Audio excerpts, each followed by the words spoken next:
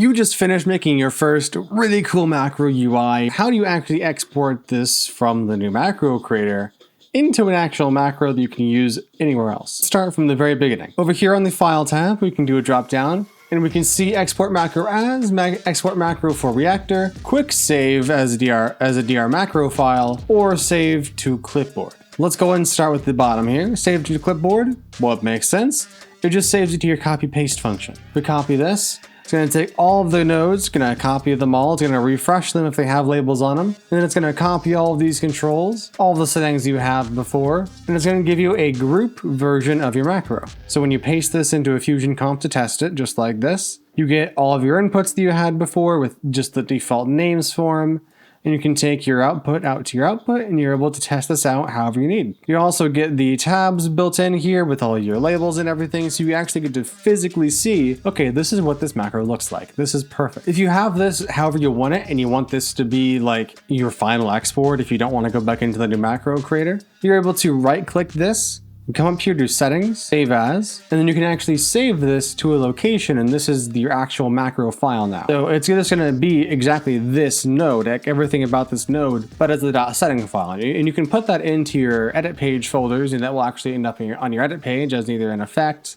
a generator, a title, whatever you want. We go back into our comp again, reselect our main node and go back into here. If we were to save this as just a DR macro file, or as I like to say sometimes, a doctor macro file, it's going to generate a save file in your permanent save folder. So if we come up here to edit, we can actually view all of our folders that we have available to us. For example, if you have the pro version, you have logs. If you open up the logs folder, it's going to give you a folder similar to this. What we're looking for right here is the saves folder up here at the top. If we click on this, it may open up behind you Davinci, but we can see this is where all the .dr macro files are exported to, and this is the permanent location for them. And if you're curious about where they're actually ending up, they're ending up in just your scripts folder in the comp, Fusion Pixel Studios folder.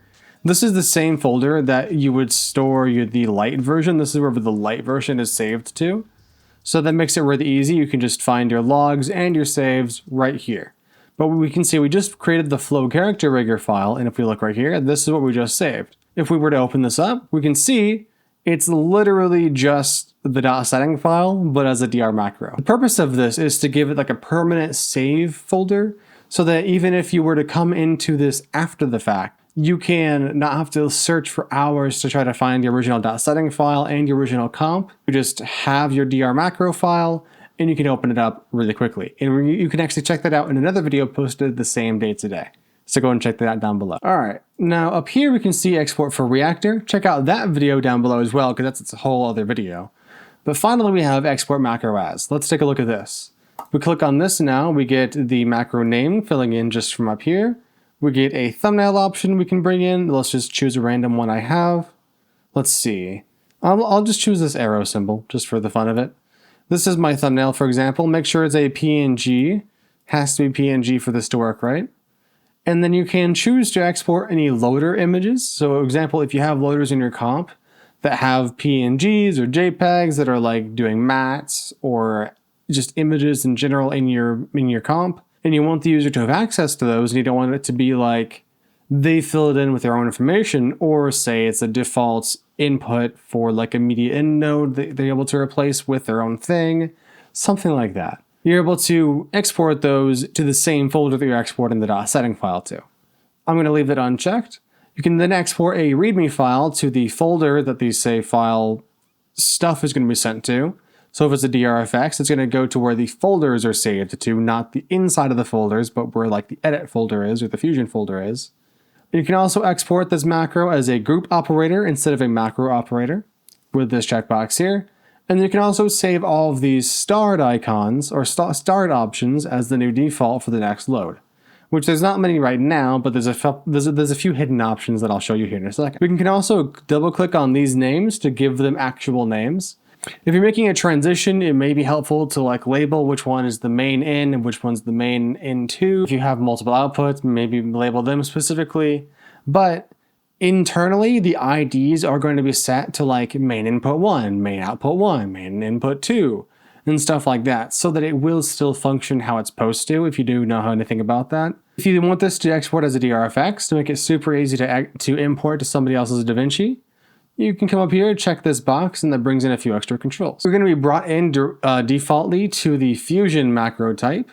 It's going to be able to be a searchable macro, which means you can search it with Shift Space, or it's going to show up in the effects panel, which shows up over here in the top left, which you can also search with that search menu over there, but it tends to be a little bit slower. You can also make it both. What this does is it essentially just changes somewhat of the folder structure that it exports with, and also just changes whatever the README says, so you can tell what you have to do with this file. And then also, if you export with the edit right here, you get the default edit options of transitions, titles, generators, effect. And you can also change this to be both Fusion and edit, and you just choose between the Fusion or just between the edit page stuff, and it will default to assuming you want to use it for both of the Fusion stuff. You can then give this like an author or company name. This is just like the big folder it's going to be setting in, so I would make this Fusion Pixel Studios.